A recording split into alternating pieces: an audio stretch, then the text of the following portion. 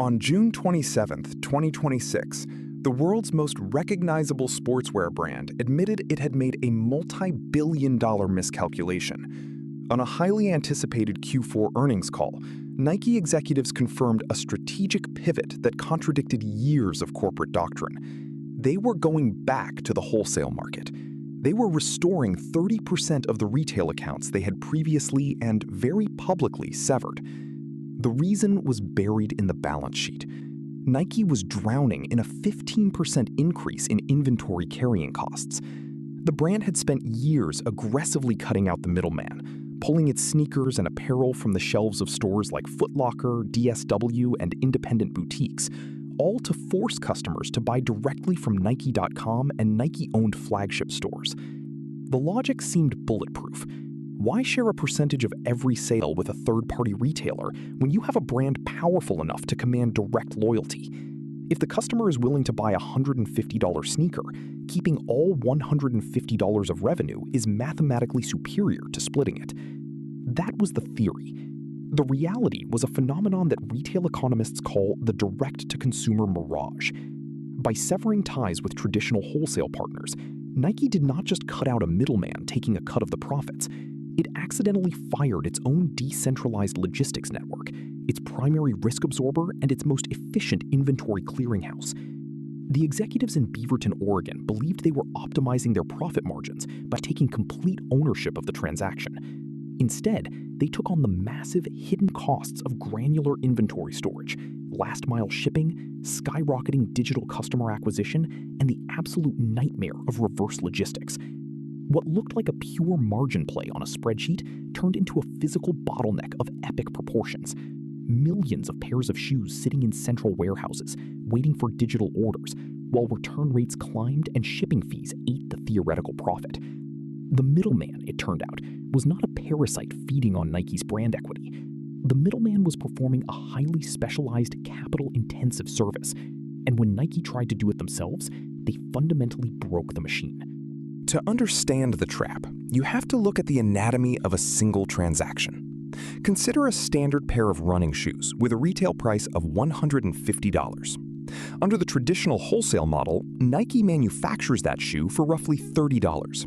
They then sell it in massive bulk shipments to a wholesale partner like Foot Locker for $75. Nike makes a clean $45 profit. Foot Locker then puts the shoe on a shelf, sells it to a customer for $150, and keeps the remaining $75 to cover their rent, employee wages, marketing, and profit. For decades, this was the undisputed engine of global retail. But in the boardrooms of the 2010s, a new philosophy took root. Executives looked at that $75 left on the table and saw systemic inefficiency. If Nike sold that same shoe directly to the consumer through their own app, they would capture the full $150. The gross margin profile looked unstoppable. This was the era of the direct-to-consumer, or D2C, revolution. Warby Parker, Allbirds, and Casper were convincing venture capitalists that physical stores and wholesale markups were relics of a bygone century. Nike wanted that valuation multiple. They wanted that direct relationship. But this calculation relied on a massive historical blind spot. It treated the wholesaler's markup as a mere tax on the transaction, rather than a fee for a complex bundle of services. When Nike sold 10,000 pairs of shoes to Foot Locker, the transaction was effectively over for Nike. They shipped pallets of shoes on a freight truck to a handful of distribution centers. The cost of logistics per unit was pennies. The moment the inventory changed hands, the financial risk transferred entirely to the retailer. If the shoes did not sell, it was the retailer who had to mark them down. If a customer wanted to try on 3 different sizes, the retailer absorbed the labor cost of the sales associate. If the customer returned the shoe, the retailer absorbed the restocking friction. The wholesale discount was an insurance premium Nike paid to guarantee immediate cash flow and zero downstream liability. The D2C model unbundles this entire protective layer. When a brand sells directly to a consumer online, the gross revenue doubles, but an army of microscopic costs suddenly swarms the transaction. Customer acquisition cost, or CAC, replaces the organic foot traffic of a mall. Instead of paying rent to a landlord, the brand pays digital rent to Meta and Google to place targeted ads. As privacy changes like Apple's app tracking transparency rolled out, those digital acquisition costs skyrocketed. Then comes fulfillment. Instead of shipping one pallet of 1,000 shoes to one location, the brand must pick, pack, and ship 1,000 individual cardboard boxes to 1,000 different residential addresses via FedEx or UPS. The last-mile delivery cost is the most expensive segment of the global supply chain. But the true silent killer is the return rate. In a physical store, the return rate for footwear hovers around 5 to 8%. The customer tries it on, it fits, they keep it. In e-commerce, footwear return rates routinely hit 20 to 30%. Customers buy 2 sizes with the explicit intention of sending one back. And when that shoe comes back, it triggers a reverse logistics process that evaporates the entire profit margin of the original sale. The transition did not happen overnight. It was a methodical, celebrated execution. Starting around 2020, Nike began systematically culling its wholesale accounts. They branded this initiative Nike Direct. Internal strategy documents framed the pivot not just as a margin expansion, but as a data acquisition imperative. In the modern digital economy, owning the customer relationship is viewed as the ultimate corporate moat. If a customer buys a sneaker at a third-party sporting goods store, Nike receives cash, but the retailer keeps the data. The retailer knows the customer's email, their purchase frequency, their size, and their household income. Nike Direct was designed to hoard this data, creating a closed ecosystem where the Nike app became the absolute center of the consumer's athletic life. The timing seemed perfect. The global pandemic forced physical stores to close, driving an unprecedented surge in e-commerce adoption. Nike's digital sales exploded. The strategy looked like a masterstroke. Wall Street rewarded the company with soaring valuations, praising the bold move to cut off legacy retail partners. Thousands of independent skate shops, regional sporting goods chains, and mid-tier department stores received termination letters. They were no longer authorized to carry Nike products. For these smaller businesses, losing Nike was a death sentence. Nike often accounted for 30 to 50% of their footwear revenue. But for the executives driving the strategy, this was acceptable collateral damage in the pursuit of brand elevation. They wanted scarcity. They wanted premium positioning. They did not want their shoes sitting next to discounted generic brands on a messy department store floor. The psychology of this era was defined by total control. Control over pricing, control over presentation, control over the consumer journey. The executives assumed that Nike's brand gravity was so immense that consumers would simply follow them anywhere. If you remove the product from the local mall, the customer will inevitably open their phone and buy it from the app. And for a while, fueled by pandemic stimulus checks and a captive indoor audience, this assumption held true. The revenue numbers climbed. The direct-to-consumer mix reached record highs. But beneath the triumphant quarterly reports, the physical infrastructure was beginning to crack. The company was transitioning from a wholesale manufacturer into a global direct-to-doorstep logistics company, and they were doing it at a scale no apparel brand had ever attempted. Building digital infrastructure is fast. Building physical fulfillment networks is agonizingly slow. The brand was optimizing for a reality that existed only on digital dashboards, ignoring the mounting friction accumulating in real-world warehouses. They had successfully captured the data.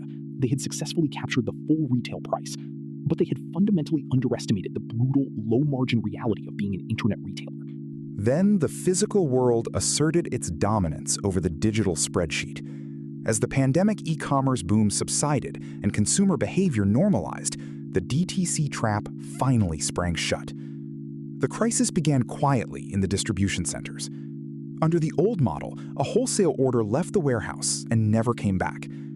Under the new Nike Direct model, a tidal wave of cardboard began flowing in the wrong direction. Reverse logistics is the darkest, most expensive corner of retail economics.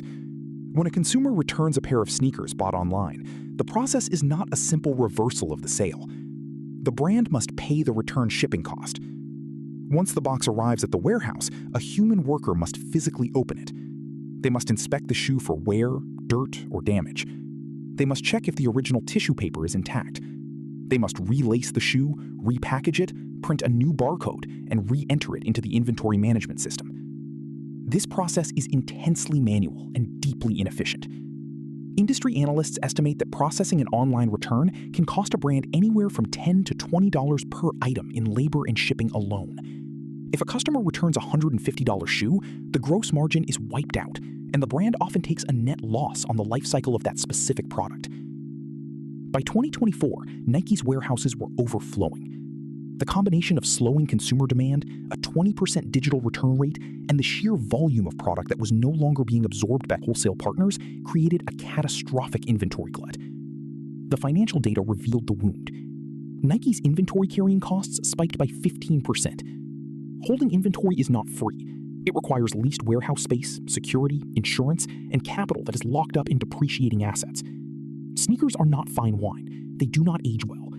A style that is highly covered in March is dead stock by September. When a brand holds the inventory, they hold the obsolescence risk. In the past, Foot Locker or DSW would have eaten that risk, quietly marking down the shoes to clear their own shelves. Now, Nike was forced to do it themselves. This triggered a cascading brand crisis. To clear the overflowing warehouses, Nike had to heavily discount their products on their own website and in their own factory outlet stores. The consumer quickly learned to wait for a sale. The premium scarcity that Nike Direct was supposed to protect was destroyed by the mechanical need to liquidate excess stock. A brand cannot maintain a premium aura when its own digital storefront is running perpetual clearance sales. The internal strategy had backfired. The pursuit of higher gross margins had resulted in crushed operating margins. The June 27, 2026 Q4 earnings report was the formal capitulation.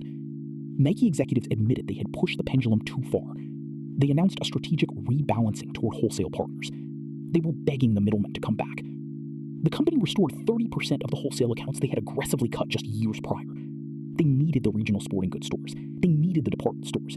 They needed Macy's and DSW. They needed someone, anyone, to buy the inventory in bulk and take the risk off their balance sheet. This turning point exposes the core contradiction of modern retail capitalism. Technology promised a frictionless, disintermediated world where producers and consumers interacted directly, sharing the economic surplus that used to go to the intermediary. But the intermediary was not a relic of the analog age. The wholesaler was a highly evolved mechanism for risk distribution. By breaking that mechanism, Nike centralized all the operational risk onto its own books. When macroeconomic conditions tightened, the brand had no shock absorbers left. The wholesale partners they had treated as disposable were in fact the load-bearing walls of their global empire. Rebuilding those bridges in 2026 was a humiliating, expensive process. Retailers who had survived the purge were now in a position of leverage. They demanded better wholesale pricing, guaranteed marketing support, and favorable return agreements before they would commit floor space to Nike again. The balance of power had shifted back. The brand had learned the hard way that selling a shoe is easy, but selling 100 million shoes requires a vast, decentralized ecosystem of partners willing to bet their own money on your product. The direct-to-consumer model is not a failure. It is a mathematical reality that works beautifully at a certain scale. If a niche luxury brand produces 10,000 leather bags a year, controlling the entire distribution channel is both logical and highly profitable. The volume is low enough and the margin is high enough to absorb the friction of individual fulfillment. But the physics of scale are unforgiving. When a company produces hundreds of millions of units, operating a purely direct supply chain becomes an unwieldy, capital-destroying endeavor. The Nike case study of 2026 reveals a fundamental truth about market structure. Efficiency is not always about capturing the maximum percentage of a single transaction. True efficiency often requires transferring risk to specialized actors who can manage it locally. The traditional retail middleman survives because they perform a function that centralized corporate headquarters cannot replicate. They take possession of the physical asset and accept the localized risk of selling it. They manage the shelf space, they manage the local labor, and they manage the markdown cycle. By trying to consume the entire value chain, Nike mistook a logistics and risk management partnership for a zero-sum game. They assumed the middleman was capturing value without creating it. The 15% spike in inventory holding costs was the market's brutal correction of that assumption. The cost of the middleman was simply replaced by the cost of servers, cardboard, FedEx trucks, warehouse pickers, and depreciating stock. The balance sheet absorbed the exact same expenses, just under different accounting codes. This mechanism extends far beyond footwear. Across the economy, digital platforms are discovering that the physical world resists disintermediation. The friction of moving atoms is fundamentally different from the friction of moving bits. When a brand scales to a certain size, it must inevitably build a wholesale network, not because it wants to share its profits, but because it needs to distribute its liabilities. The digital storefront is infinite, but the physical warehouse is finite, expensive, and subject to the relentless decay of consumer trends. As Nike reconstructs its shattered wholesale network, the broader retail industry watches the reversal with intense interest. The dream of a purely direct global empire has been mathematically disproven by the cost of reverse